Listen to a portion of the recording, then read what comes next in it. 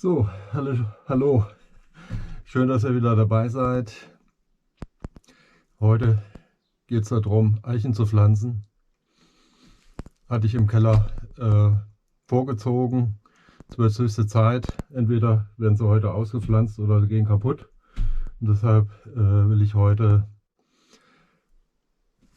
vielleicht ein bisschen spät, aber noch die Chance nutzen.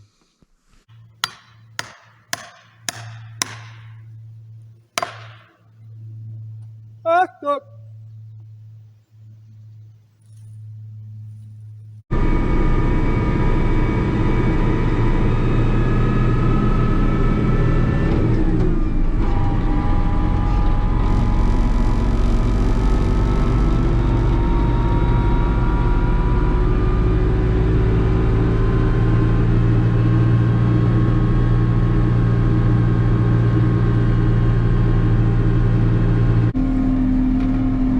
So, jetzt sind wir gleich da. An dem Pflanzort, da, genau da, wo die Fichten, die Borkenkäferfichten standen. Da kommen jetzt keine Fichten hin, sondern Eichen.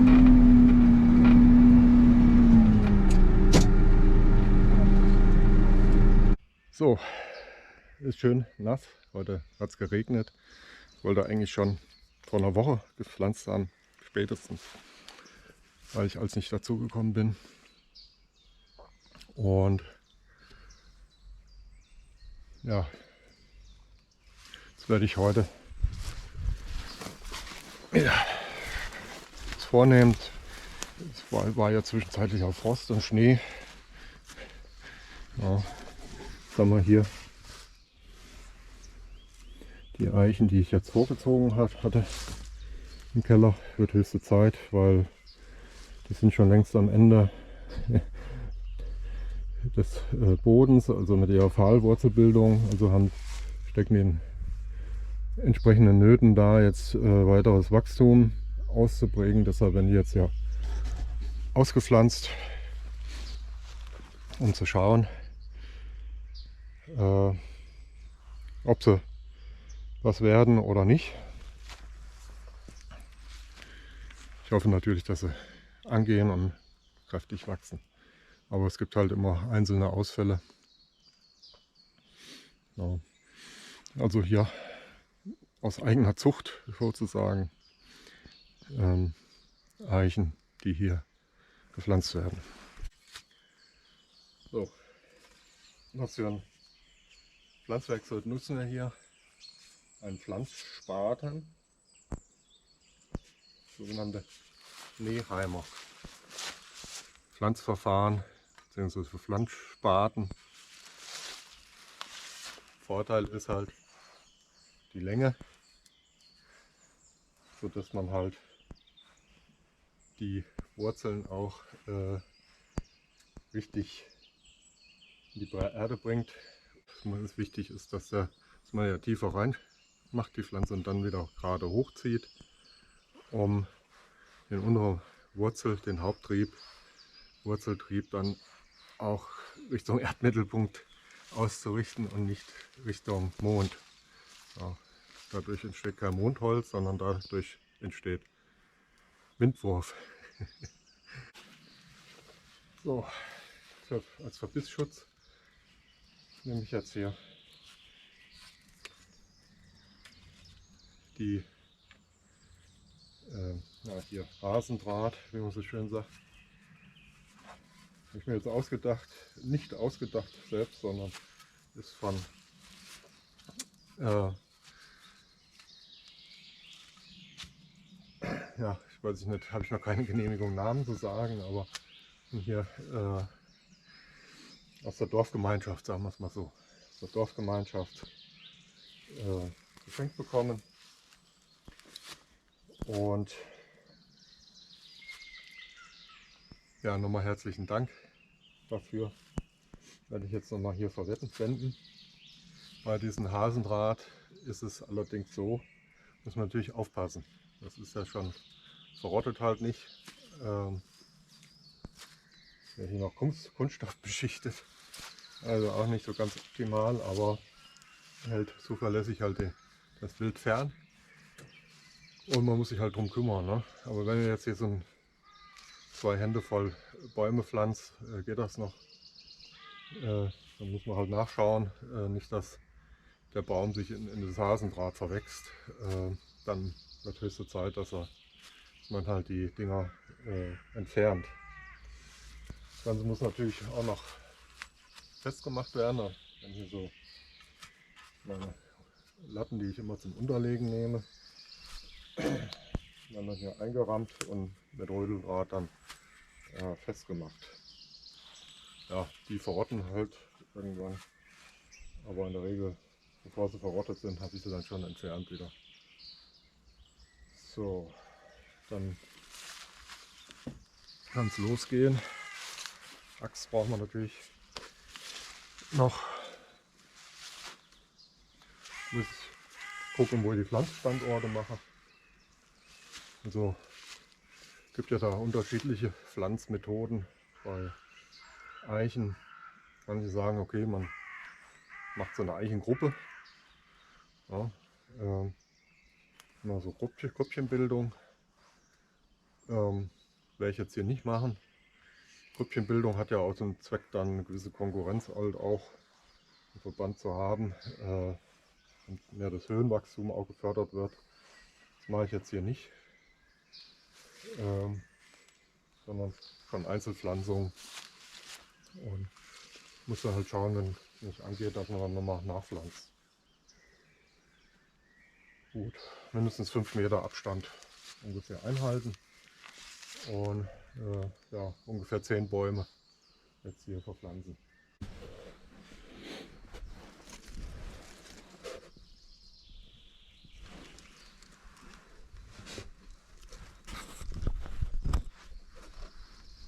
So, ist ja hier locker, so wie ich halt, ja, wenn es nicht locker genug ist, mit der Hand nochmal nachlockern, dass man jetzt die Wurzel auch nicht abreißt.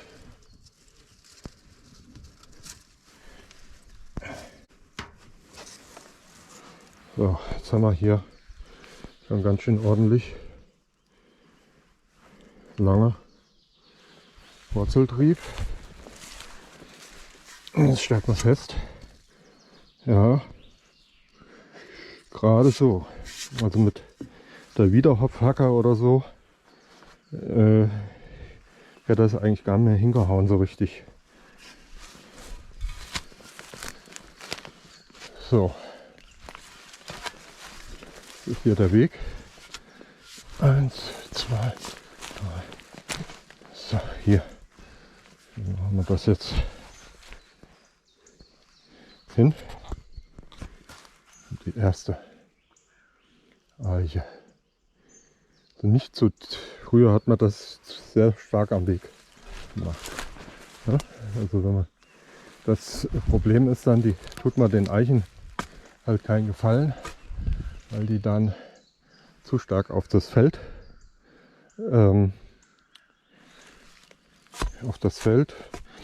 ragen mit ihren Ästen und dann werden sie beschnitten. Ne?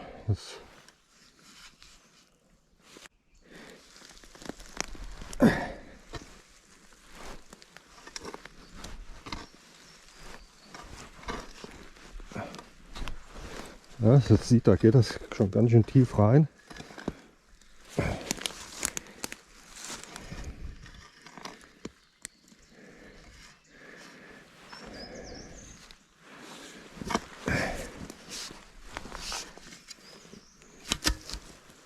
Und unten hat er noch so ein bisschen Platz gemacht, aber ja,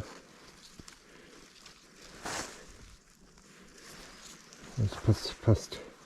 Muss man natürlich aufpassen, dass man jetzt hier das Grüne nicht in die Erde macht. Ja.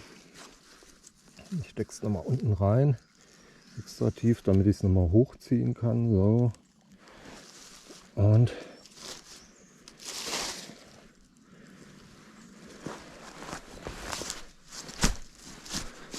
später. So, jetzt das sieht gut aus. Wollen wir noch mal gucken. Das ist nicht zu sehr im Grün.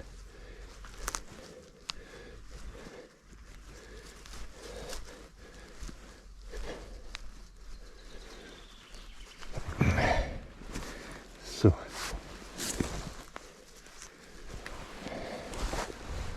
Wunderbar. Das erste Pflänzchen gesetzt.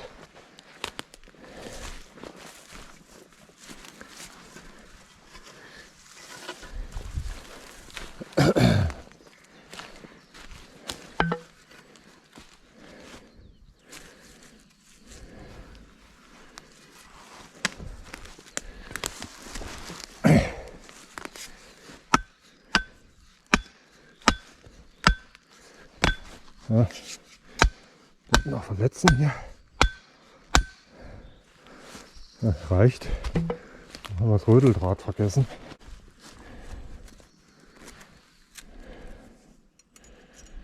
Brauchen wir ja nicht so viel. So.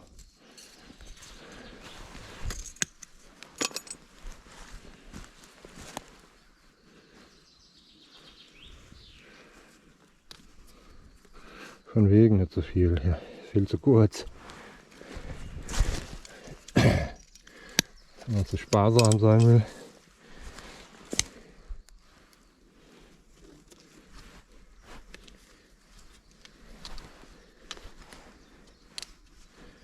So, die Kanten weg. Dann hier, sonst wird noch einer dran hängen.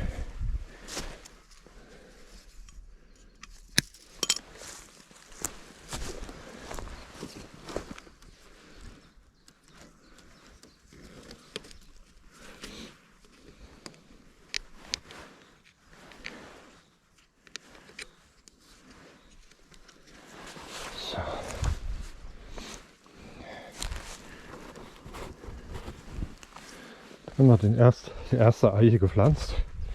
Sehr schön.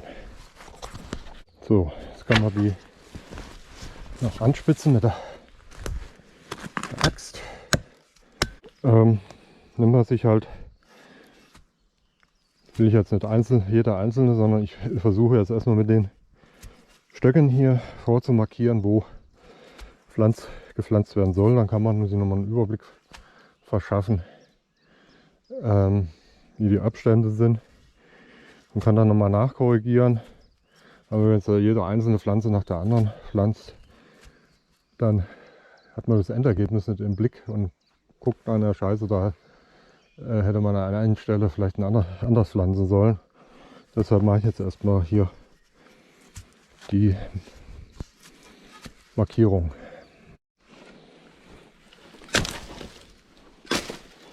So, jetzt hat man ein bisschen hier so wild. Umso besser ist das.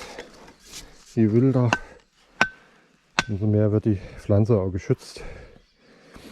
Beziehungsweise hält sich die Feuchtigkeit ein bisschen im Umfeld.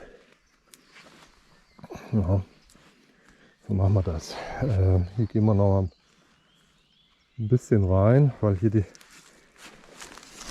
der Weg da ist. Jetzt zu dicht am Weg kommen.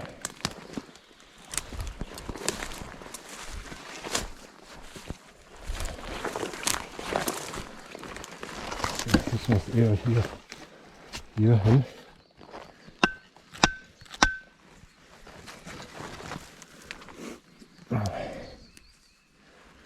So, genau dahin.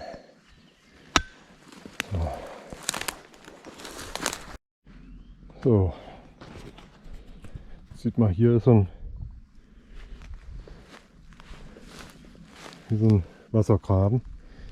Das kann man natürlich jetzt nicht, also von der Standort hätte ich jetzt hier einen Wassergraben gepflanzt, was natürlich nicht gut ist, weil sonst wird die Pflanze, wenn hier jetzt Wasser her flutet, dann wird die Pflanze ja wieder auch weggeflutet.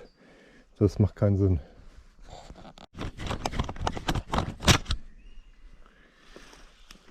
Habe ich alle Hölzchen verklopft. Jetzt habe ich aber festgestellt, im Nachhinein habe ich nicht aufgepasst, da ist noch eine Buche.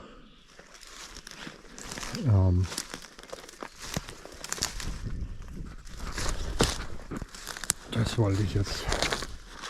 Jetzt die Frage, ob man die Buche hier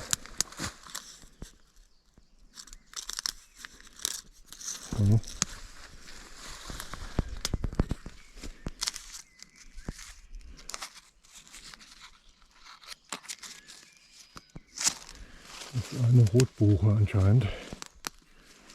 Ja.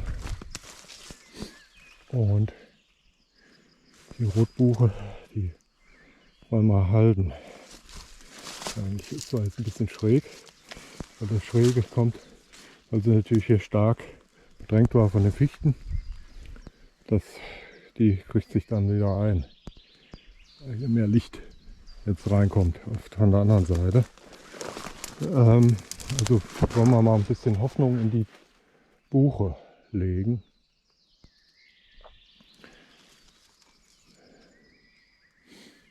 Gut. Das heißt, ich nehme den hier mal weg. Können wir den da noch ein bisschen weiter hier hochholen.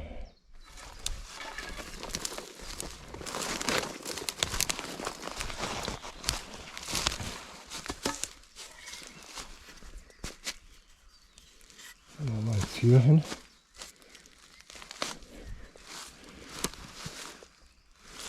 Ja gut. Haben wir noch einen übrig.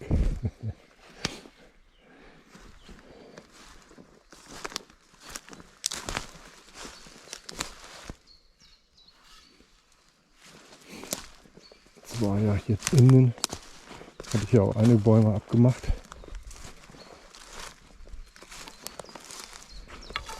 Könnte man natürlich hier auch nochmal so einen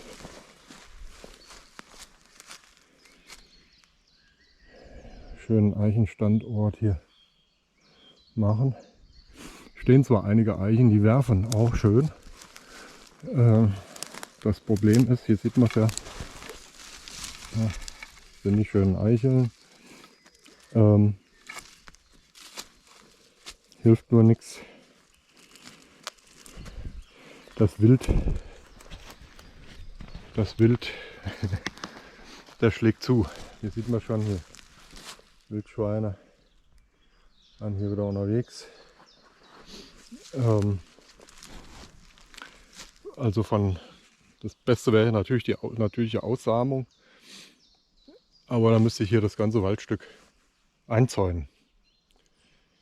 Also funktionierenden Wildschutz schauen, Zaun drumherum machen, dann, dass halt der Wald an der Stelle wildfrei ist. Dann hätte die Naturverjüngung halbwegs eine Chance, da auch zu funktionieren. Ansonsten ist es eher ein Zufall, dass da ja, von der Naturverjüngung aus her wächst. Ja, die Hainbuchen. Die Hainbuchen, die scheinen sehr robust zu sein, auch bezüglich der Naturverjüngung. Ja, die treiben aus. Aber Eichen, alles andere hat es ja relativ schwer. Man sieht kaum auch Naturverjüngung. Das liegt wahrscheinlich auch daran, weil der Wald hier auch sehr kreuz und quer war. Jetzt erst seitdem ich es gekauft hatte. Hier mal ein bisschen mehr Licht reingebracht, das Kreuz und Quer weggemacht, sodass dann auch Naturverjüngung eine Chance hat. Da oben sieht man, da ist ein bisschen Naturverjüngung entstanden. Aber da war oben auch so eine Eberesche. Wo die hergekommen ist, weiß ich auch nicht. Wahrscheinlich die Vögel. Klar, Vögel sind die üblichen Verdächtigen. Ja, hatte ich mich schon gefreut, aber die ist anscheinend kaputt gegangen wieder.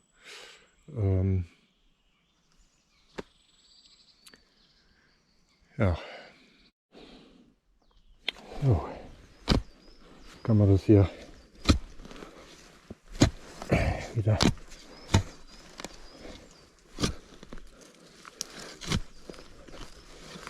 zusammendrücken und dann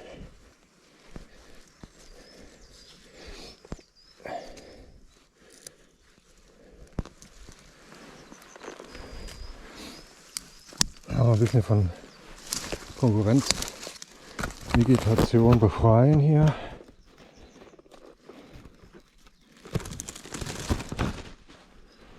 Brombeere, die muss dann natürlich kontrolliert werden, dass das jetzt hier nicht die Pflanzung zu sehr in Bedrängnis bringt. Das heißt aber nicht, dass die Brombeere grundsätzlich schlecht ist. Also sorgt ja auch dafür, dass der Boden gedeckt ist, geschützt ist. Und deshalb sollte man die auch nicht zu sehr schlecht machen. So. So, jetzt sind wir soweit fertig mit der Pflanzung. Jetzt wollte ich euch noch was zeigen hier. Ja, was die Wurzeln hier so für Bogen machen können. Ist so nach oben. Das sollte man natürlich jetzt nicht einpflanzen. Macht dann keinen Sinn. Wenn die Wurzel schon so verknotet ist.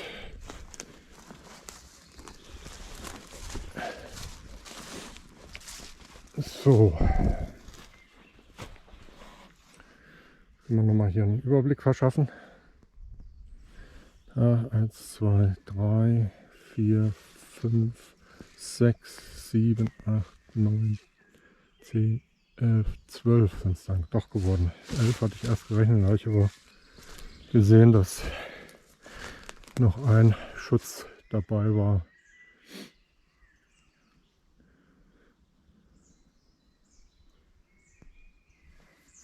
Ja. Gut.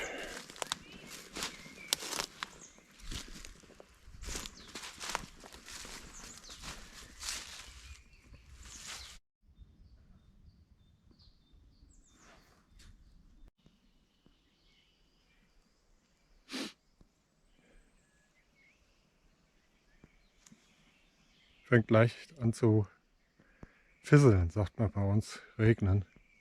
Also wenn es nicht richtig regnet, sondern nur so leichte Tropfen, dann ist es am Fisseln.